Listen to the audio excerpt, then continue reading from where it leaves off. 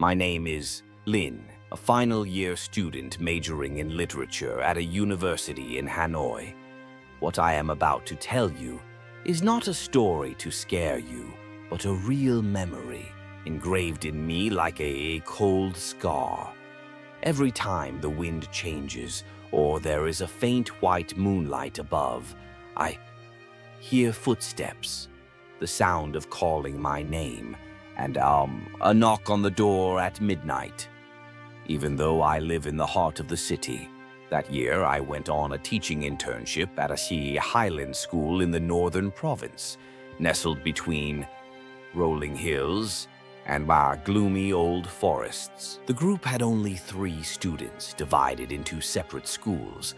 I was assigned to a almost isolated separate school, more than 20 kilometers away from the district center on a winding Rocky Mountain road.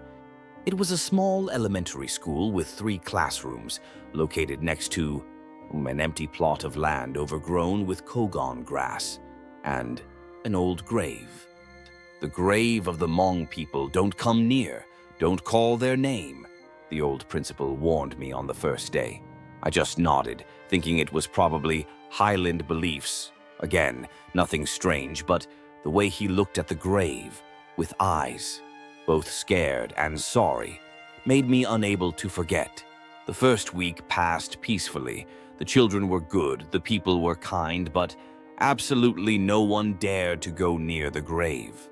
It lay alone, no stone stele, only a mound of gray-brown soil, grass growing up to the waist, and a bamboo pole tied with faded red cloth. I once stood from afar and looked towards it. It seemed like someone was sitting with their head bowed next to the grave. But when I looked closely, I saw nothing. One day it was drizzling. The electricity was intermittent. I woke up in the middle of the night because of a rattling knock on the door. At first it was light, then it was getting clearer and clearer. I opened the window. No one. The moon was dim, the rain was drizzling. When I turned away, there was a knock again. This time it was at the back door. I tried to be brave and walked out into the yard, carrying a flashlight and a stick. No one.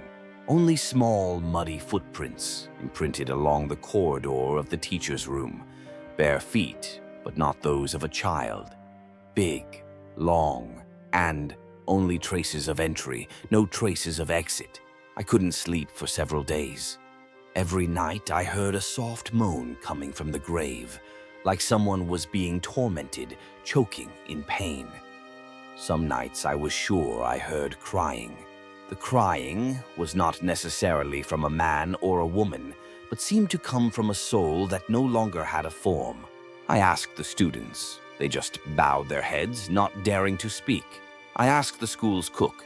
She was silent, took out a silver bracelet from her shirt, put it in my hand, and said softly, "Wear it, don't ask, don't dream. If it calls your name, don't answer." I smiled wryly, but still wore it. That night, I dreamed that the grave cracked.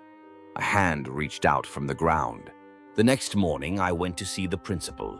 The principal, a man about 60 who drank a lot and spoke little, told me when I kept asking.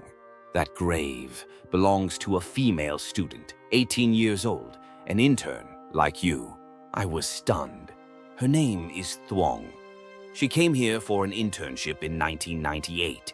She went missing on a bright moonlit night. She was found after 3 days, buried alive next to the school, right in the grave you see. There were no signs of rape. No one knows the reason, but before she died, people said she met someone from the forest, asking for food and a place to sleep. That day, the sky was as moonlit as it is now. They didn't dig up the grave. They didn't test it. The villagers said, "Leave her alone." I choked, my heart pounding like a village drum. Since then, every moonlit night, someone would hear cries for help, knocking on the door, and footsteps walking around the room. But when I opened it, there was no one. On the last moonlit night before I left school, I decided to put a bowl of white rice in front of the grave, along with a stick of incense and a note that said, "If you are Thuong, please tell me what happened."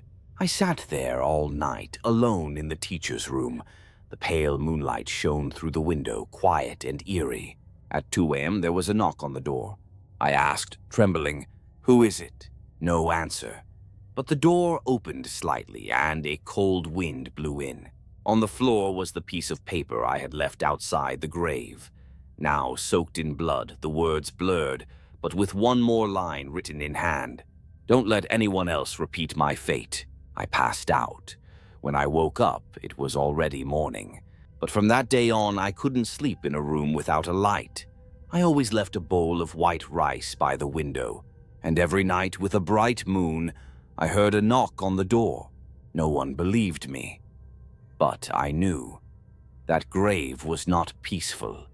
That soul had not yet been liberated. And the scariest thing was not the ghost, but the silence of the living. After that night, I left the school in silence. Not a word of goodbye, not a farewell. Only the cold wind of the early morning, the chirping of children studying from afar, and the grave still lying there, quiet as if nothing had happened. Returning to Hanoi, I tried to live as normal. I taught at a large primary school, where the noise of vehicles drowned out the sound of my heartbeat. But there were nights when the city lights went out, I still heard knocking on the door, soft then urgent, as if someone was trying to enter the world I was trying to lock away. I moved house. Same thing. I changed rooms. Same thing. I burned charms, wore bracelets, prayed. But the coldness in my heart did not go away. One full moon night in September, I dreamed that I was standing in front of my old school. Everything was abandoned. Grass grew over the roof. I walked through the classroom to that grave. And this time it was no longer a mound of dirt. A pale hand was rising from the ground.